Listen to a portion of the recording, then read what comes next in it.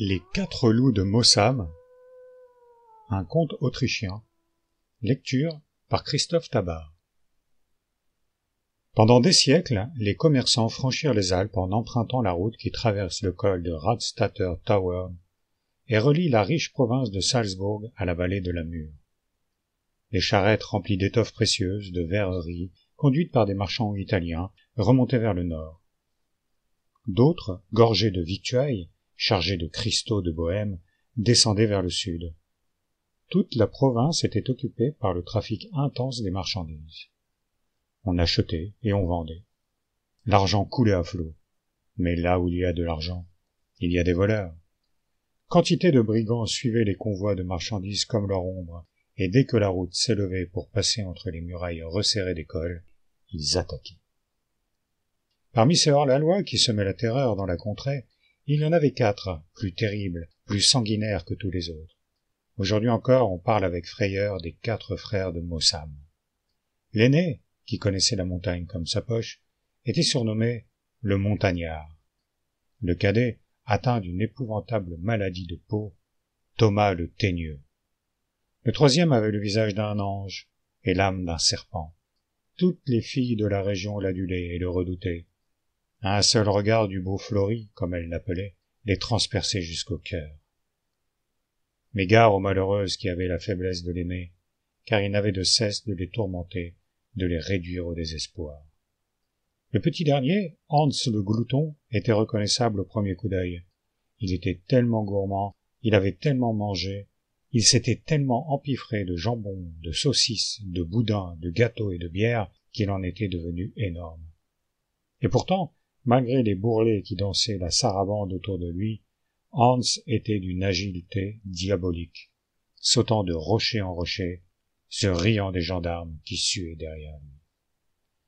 Un jour, las d'être attaqués, 30 marchands se rassemblèrent au pied de la montagne couverte d'une épaisse forêt, dans laquelle, disait-on, les coquins avaient établi leur repère.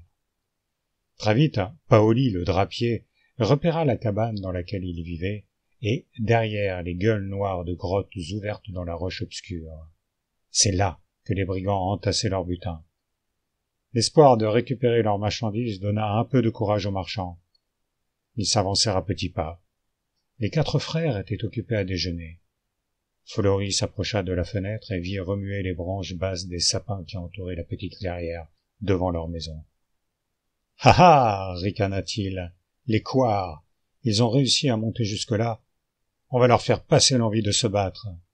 Ils vont apprendre à qui ils parlent, ajouta Thomas le Teigneux, en attrapant sur une étagère un pot de terre hermétiquement fermé. Sans rien ajouter, les 4 frères se déshabillèrent. Le montagnard ouvrit le pot. L'un après l'autre, ils y plongèrent la main et enduisirent d'onguents toutes les parties de leur corps. Puis ils ouvrirent brutalement la porte, bondirent dans la clairière et, sous le regard des marchands terrorisés, se couvrirent en quelques secondes de poils gris. Leurs visages s'allongèrent en gueules écumantes, leurs lèvres sanglantes se retroussèrent sur des dents acérées, une queue touffue leur poussa au bas du dos. Et lorsque les 4 bêtes, hurlant à la mort, se ruèrent en direction des marchands, pas un n'eut la présence d'esprit de bander son arc ou de brandir son poignard. Tous, dans la plus grande confusion, dévalèrent la pente, courant, roulant, gémissant de terreur. Il y avait ceux qui priaient le ciel, ceux qui appelaient leur mère, ceux qui pleuraient leur or. Il y avait ceux à qui la terreur avait donné la colique et qui se tenaient le ventre. Mais tous, ils galopaient du plus vite qu'ils pouvaient, sautant par-dessus les troncs renversés, criant, bondissant, avec une seule idée en tête, se réfugier dans le village le plus proche. Les loups avaient cessé depuis longtemps de les poursuivre. Ils n'allaient quand même pas se fatiguer pour des poltrons de cette espèce. Ils reprirent leur apparence humaine et rentrèrent dans leur cabane, secoués par le rire. Mais dans la vallée, c'était l'émeute. Tous les habitants s'étaient rassemblés devant l'église de Mossam. « Il faut faire quelque chose. Délivrez-nous de ces bêtes malfaisantes. » Le seigneur de Mossam, agacé par ces criailleries, fit venir les représentants des marchands. « Ce sont de véritables sorciers, » raconta Paoli avec force geste des mains. « Ils se sont transformés en loups. »« Épargnez-moi ce genre de sornettes, » répliqua le seigneur, irrité. « Je n'y crois pas une seconde. » Votre seigneurie, dit alors Gunther, l'orfèvre, qui savait y faire avec les grands de ce monde. Ces brigands sont installés dans votre forêt. Or, sans la moindre autorisation, ils déciment votre gibier, abattent vos arbres, tuent les plus beaux animaux.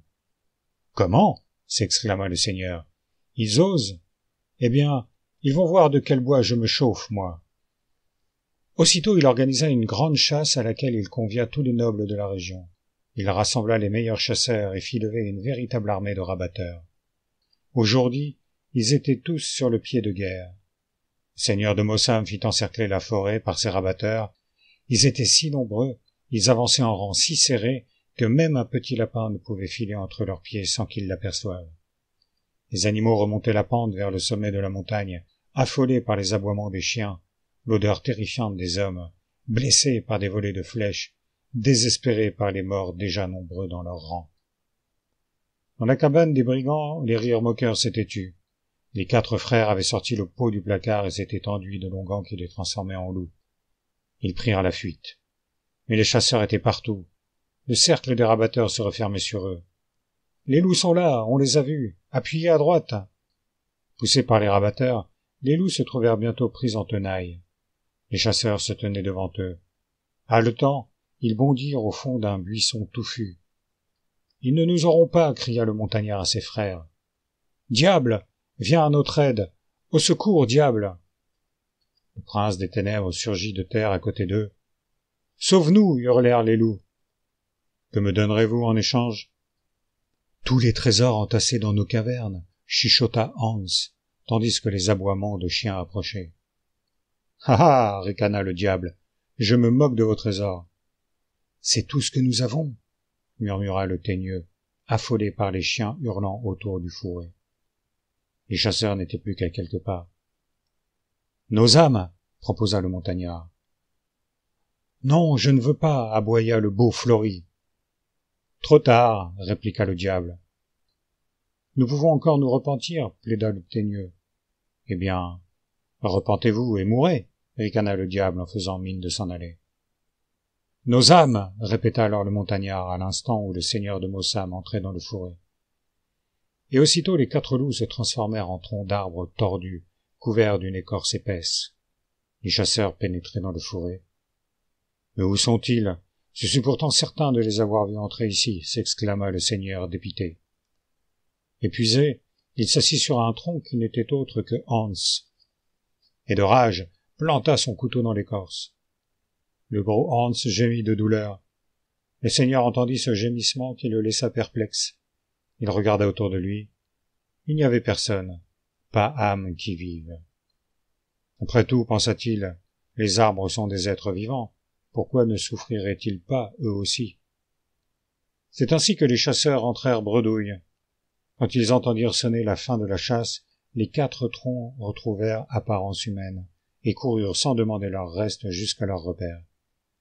Pendant quelques jours, ils s'étinrent tranquilles, puis la sombre nature fut la plus forte, et ils recommencèrent à détrousser les marchands et à semer la terreur dans le pays. Le diable, lui, ricanait, et savait qu'un jour ou l'autre, les 4 brigands se feraient prendre, et qu'alors, ils pourraient récupérer leurs âmes.